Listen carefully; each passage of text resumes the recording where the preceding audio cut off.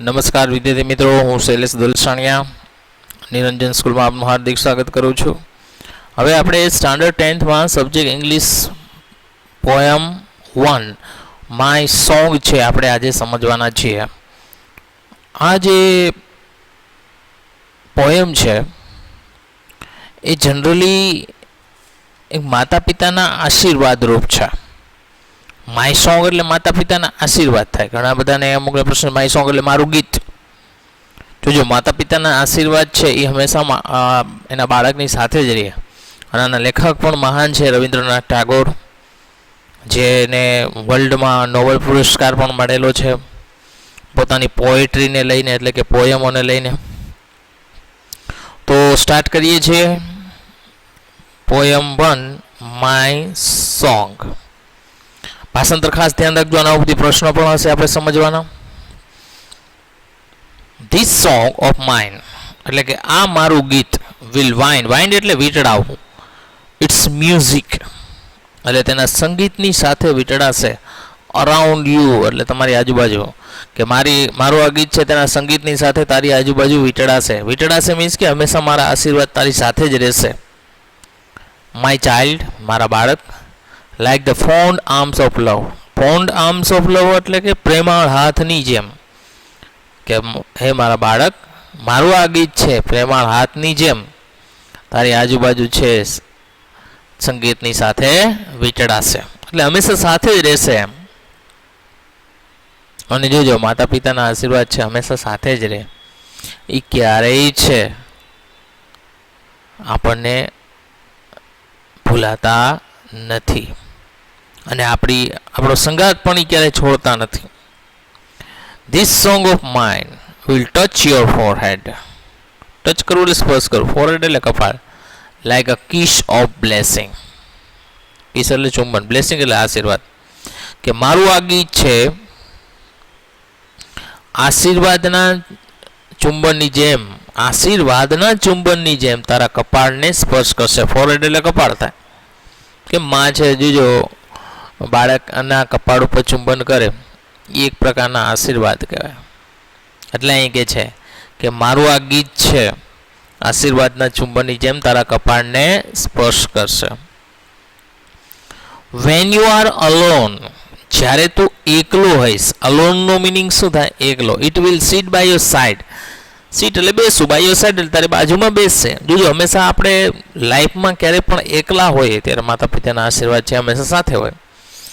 And whisper in your ear. Whisper કરવું એટલે કાનમાં કહેવું, ઇન યોર ઇયર અને તારા કાનમાં કહેશે, એટલે કે સાચી સલાહ આપશે તને. જ્યારે પણ તું એકલો હોઈશ ત્યારે તને સલાહ દેશે. When you are in the crowd. Crowd એટલે ટોળું, ભીડભાડ. કે જ્યારે તું ભીડભાડમાં આવીશ એટલે ટોળામાં આવીશ, ઇટ વિલ ફેન્સ. ફેન્સ કરવું એટલે રક્ષણ કરવું. You about aloofness. અલુફનેસનો મિનિંગ થાય ત્યાંથી લઈ જઈને, કે તેમાં અથવા એમાંથી બહાર કાઢવું, કે તેમાંથી બહાર કાઢીને તારું રક્ષણ કરશે. એટલે માની લો કોઈ ભીડભાડમાં હોય તો પણ એમાંથી તને બહાર કાઢશે, અને જ્યારે તું એકલો હોઈશ ત્યારે તે તારી બાજુમાં બેસશે.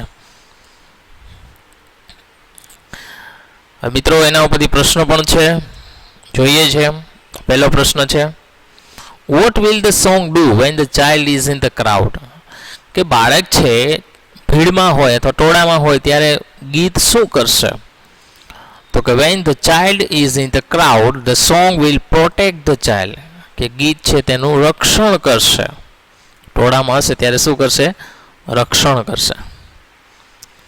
What will the song do when the child is alone.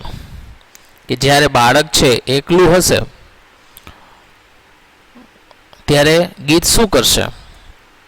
Van the child is alone the song will sit by his side. એ ગીત છે તેની બાજુમાં બેસશે. And whisper in his ear અને ધીમેથી તેના કાનમાં વાતો કરશે અથવા કહેશે. ત્રીજો પ્રશ્ન, the song will touch the childs forehead like a kiss of blessing. આ વાક્યને પૂરું જ કરવાનું છે, બરાબર? પોએમમાંથી પંક્તિ હોય એમાંથી જ પૂરું કરવાનું છે.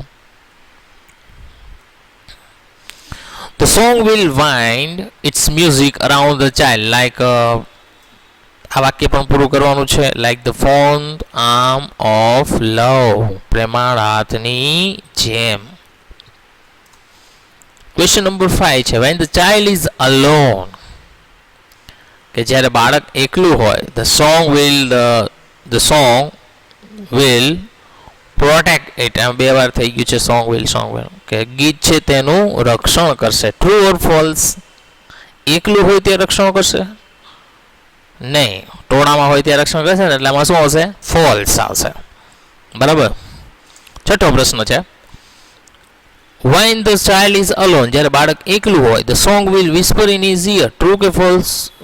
ટ્રુ, કારણ કે એ એકલું હશે ત્યારે એના કાનમાં કહેશે, એટલે એમાં શું આવશે? ટ્રુ. ત્યાર પછીનો પ્રશ્ન છે 7મો. what is the antonym of the word curse? તો સૌથી પહેલાં તો કર્સને સમજવું જરૂરી છે ને. એન્ટોનિમ્સ એટલે શું થાય? વિરુદ્ધાર્થી. કર્સ એટલે શ્રાપ થાય. શું થાય એનો મિનિંગ? શ્રાપ. કે શ્રાપનો વિરુદ્ધાર્થી શું છે? બ્લેસિંગ. બ્લેસિંગ એટલે આશીર્વાદ. બ્લેસિંગનો મિનિંગ શું થાય? આશીર્વાદ. એટલે શ્રાપનો વિરુદ્ધાર્થી શું થાય? આશીર્વાદ થાય. 8મો અને છેલ્લો ક્વેશ્ચન છે which word in the poem means to speak softly? speak softly એટલે ધીમેથી બોલો, તો કે whisper જ આવશે. બરાબર. ઓકે, તો મિત્રો અહીંયા સુધી રાખીએ છીએ. હજી એક પંક્તિ છે આના પછી, એ આપણે નેક્સ્ટ લેક્ચરમાં સમજીશું. Okay, thank you.